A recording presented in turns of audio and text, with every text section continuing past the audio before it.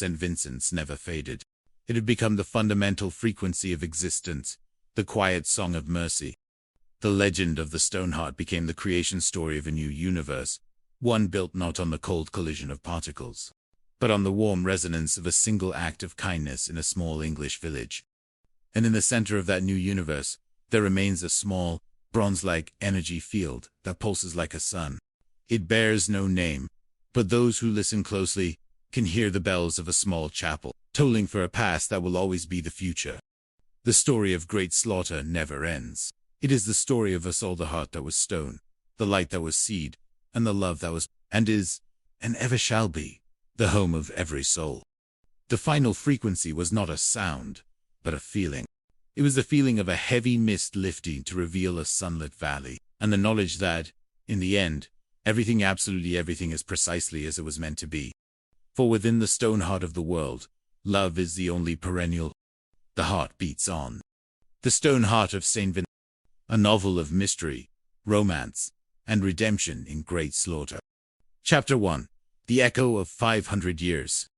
The mist clung to the rolling hills of great slaughter, like a shroud of grey silk, damp and unyielding. It was a morning that felt heavy with the weight of centuries, the kind of Cotswold dawn where the line between the earth and the sky blurred into a singular, melancholic silver. For Sister Boniface, standing at the arched window of her laboratory at St. Vincent's Convent, the view was bittersweet. For 500 years, this stone edifice had stood as a bastion of peace, a sanctuary for the broken, a fortress for the devoted, and, more recently, a world-class hub for forensic chemistry. Now, the air smelled of change and, not the pleasant kind, it smelled of cold ink on legal contracts and the diesel fumes of progress. 500 years, she whispered, her breath fogging the ancient glass. Enduring, perennial, this be the time of our... She wasn't just reciting history. She was reciting a eulogy. The convent was being sold. The land, which had seen the rise and fall of kings, was destined to become Lord Adam's Sedgwick Towers, a modern development that, in Boniface's eyes, looked more like a Skeleo cage than a home. In the courtyard below, the rehearsals for the pageant were underway. Miss Thimble, the town's most anxious music teacher, was waving her baton with a frantic energy. No, no, no, no, Dottie, the voice of Sister Peter boomed from the makeshift stage. Music needs to flow around my words like a river, not a flood. Dottie, do remember, your cue is the Reverend Mother, symbolically handing over the key. So sorry, Dottie squeaked, clutching her sheet music. I was worried I'd miss it. Sister Boniface smiled, despite the ache in her chest. The pageant was Reverend Mother Adrian's idea, a way for the sisters to go out with their heads held high, even as they stared down the barrel of displacement. It was an odd time to celebrate, but as the Reverend Mother often said, the Lord loves a joyful noise, even in the midst of a storm.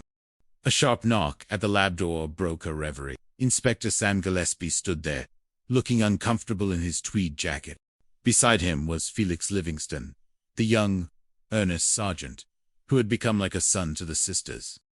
Inspector Boniface greeted them, turning from the window. I assume you aren't here for a chemical analysis of the sacramental wine. Sam sighed, rubbing the back of his neck. Lord Sedgwick is here, Sister, and Mr. Palliser. They've brought a model of the proposed development. They want it on stage for the speeches tomorrow.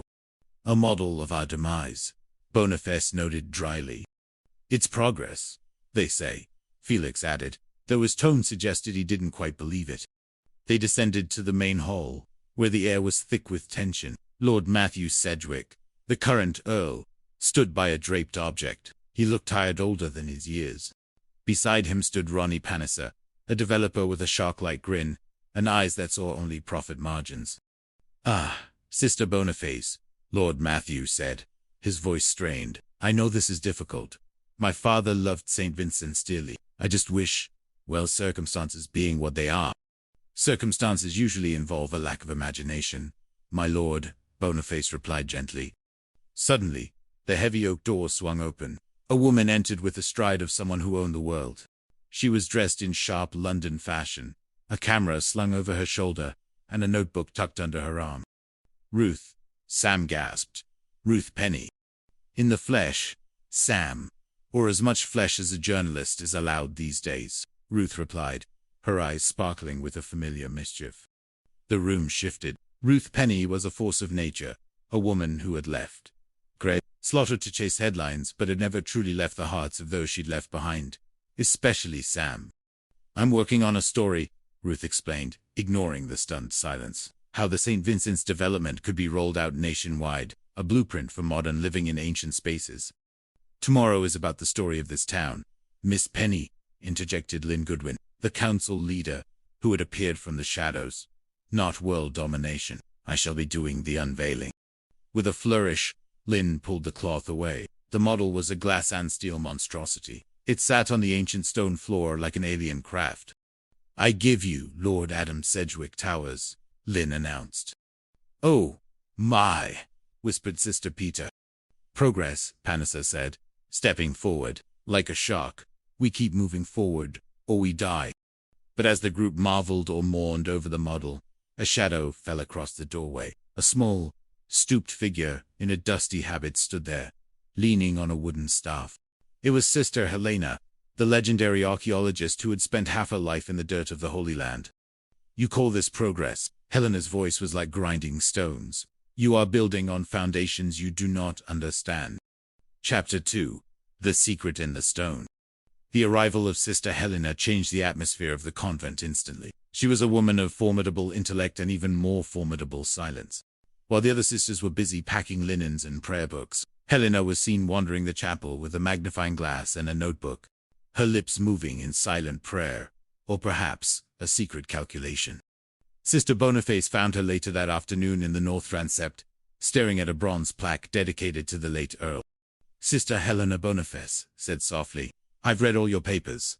Egypt, Machu Picchu. Your work in Ephesus was extraordinary." Helena turned, her eyes sharp behind thick lenses. All right. That's enough bootlicking. I've admired your work too. Your forensic deductions. You have an eye for the small things that God hides in plain sight." "Golly," Boniface blushed. "But why are you here now? You examined this chapel years ago." Helena leaned in, her voice a conspiratorial whisper. "The Lord works in mysterious ways. Sister, did I miss something then, perhaps? Or perhaps it wasn't time for it to be found. But now, with the wolves at the gate, we shall speak further at dinner."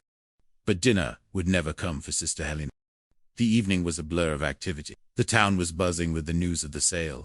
At the local pub, the Stag and Hound, the talk was divided between those who welcomed the new jobs and those who felt the soul of Great Slaughter was being sold for 30 pieces of silver. In the dark room of the convent, Peggy, the young civilian assistant at the police station, was helping Sister Boniface develop some archival photos. "I'm going to miss this, Sister," Peggy said, her hands stained with developer fluid. "The cases, the mysteries, the way you always see the truth." "The truth is always there," Peggy Boniface replied. "It's just that people are very good at standing in front of it." A frantic knocking interrupted him. It was Sister Peter, her face pale. "Boniface, come quickly. It's Helena." They ran to the chapel. The air was cold, smelling of extinguished beeswax and ancient dust. There, at the foot of the altar, lay Sister Helena. Her staff was broken beside her. Her eyes, which had seen the wonders of the ancient world, were fixed on the vaulted ceiling, sightless. Inspector Gillespie arrived minutes later, his face set in a grim mask. He knelt beside the body, his professional detachment struggling against the personal grief of seeing a member of the St. Vincent family fallen. "Blunt force trauma to the back of the head," Sam muttered. She never saw it coming. Boniface knelt on the other side. She didn't look at the wound yet. She looked at the habit. "Inspector, look at these flecks. An ivory-colored lipophilic compound." "Wax?" Sam asked. "Not just any wax," Boniface said, her voice trembling slightly. "From its hue and pigmentation, it is the sort utilized in a traditional Catholic pillar candle. I believe we have a killer candlestick." "An opportunistic murder," Felix noted. Looking around the darkened chapel, someone grabbed what was at hand. "But why?" Sam asked. "What could an old nun have that was worth killing for?" "She knew something," Boniface said, reaching into Helena's stiffening hand. She pulled out a crumpled scrap of paper. "She gave this to a passing postman just before. It says, in Latin," Sam said, "in the chapel, in plain sight." Chapter 3. The Ghost of the Earl. The investigation turned the convent into a crime